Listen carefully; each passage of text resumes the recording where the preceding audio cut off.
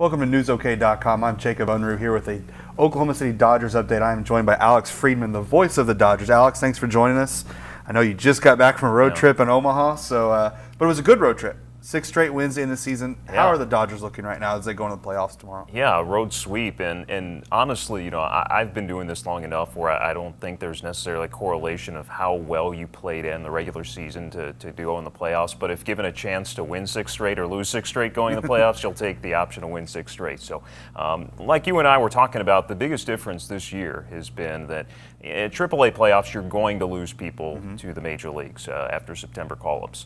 The big difference between this year and last year is that there is more readily available and talented replacements to join the OKC Dodgers as opposed to last year. Just a bit of a talent gap. And you even saw it with the opening day roster this year. Not many guys who had played at Tulsa the year before. So that's been a huge difference so far. There's going to be more reinforcements on the way as well. And, I think it's, they got a pretty good chance here against Nashville. Yeah, you got to like the chances. Last year they get swept. Like I said, the roster was kind of gutted and some other guys left too. But one guy that really stands out is Cody Bellinger.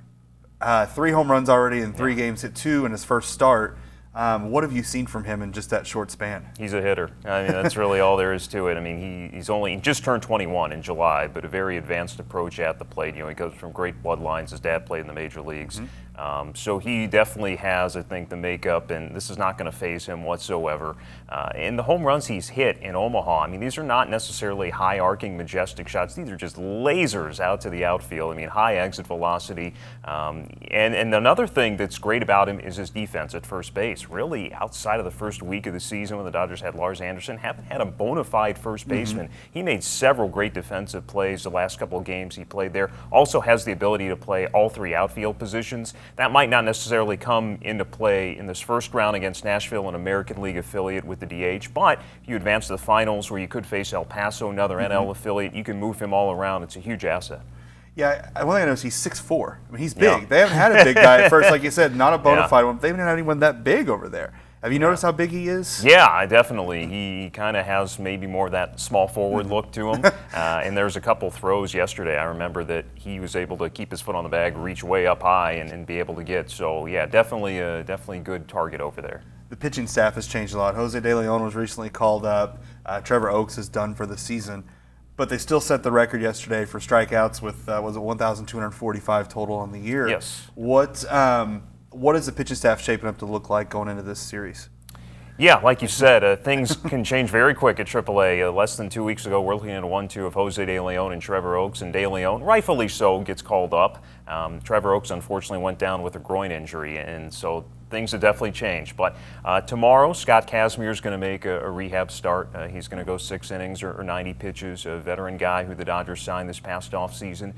So he'll start Game 1. Logan Baucom's set to go Game 2. Luis Alberto Bonilla is pitching pretty well, and Chase DeYoung will cover Games 3 and 4. DeYoung just made his AAA debut. He's the Texas League Pitcher of the Year, as we talk about guys who are brought up who can make an impact. Had a really solid debut a few nights ago in Omaha. So again, it's not like a big drop-off like we saw last year. The bullpen hasn't really taken too many hits. A lot of the same mainstays are there, but we got some nice pieces as well. Joe Broussard, who they brought up, he made a couple of appearances in Omaha.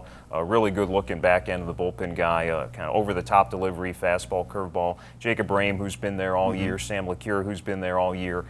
So yeah, and the strikeout record, I know it meant a lot to pitching coach Matt Hergis, especially because of all the different changes and sometimes not knowing necessarily until maybe 12 hours before a game who's going to start. But he deflects a lot of the praise to the catchers, both Austin Barnes and Jack Murphy, who've been there most of the year, in their receiving abilities, turning balls into strikes, and you're starting 0-1 instead of 1-0, and that really just sets up the rest of the at-bat.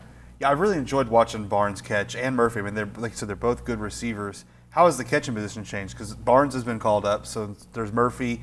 Who do we have following them now? Sean Zaraga is here as well. Kyle Farmer is going to join us tomorrow. Okay. Farmer's been hurt a lot of the year, but yeah, it's been a catcher. But it's like Barnes, catcher, but also plays some infield too. Okay. Guy who's a shortstop in college at the University of Georgia, but once he was drafted, they converted him, so he's going to make his way up to the roster as well. I don't know I would assume Jack Murphy is going to get most of the catching just because he's been here most of the year, has the most familiarity with guys. But that's one of the kind of small things that's really yet to be determined. So we've got games tomorrow night and Thursday, the first two games of the series. could be the last chance, man. Yep. Hopefully not, for fans to see you guys 7 o'clock each night, right? Exactly. Wednesday and Thursday, 7:05. We will do our regular $2 Thursday on Thursday night with a $2 sodas, waters, and beers. Gates open at 6 o'clock both nights, and like you said, it's really the only 2 guaranteed last times you have a chance to see this team. Hopefully more past that, but again, we can't guarantee that, and we just hope that people are able to come out and support and really reward this team for the great job they've had again this year. All right. Well, thanks for joining us. Well, thank you. And still go to newsok.com where you get the best Oklahoma City Dodgers coverage in the state.